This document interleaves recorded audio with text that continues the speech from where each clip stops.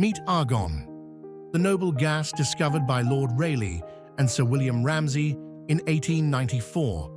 Its name comes from the Greek word argos, meaning inactive or lazy, reflecting argon's chemical inertness. Argon is widely used in lighting, including neon lights, and as a shielding gas in welding. It also plays a key role in preserving historical documents and other valuable artifacts, as its non-reactive nature prevents oxidation.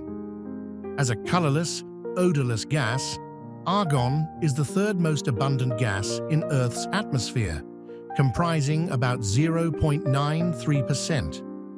Its inertness makes it ideal for various industrial applications. With an atomic weight of approximately 39.95, argon's electron configuration is Ni3s²3p6. It has a melting point of 189 degrees Celsius and a boiling point of 185 degrees Celsius. From lighting to preserving history, argon is a noble element with a wide array of uses. That is argon from your 60-second science.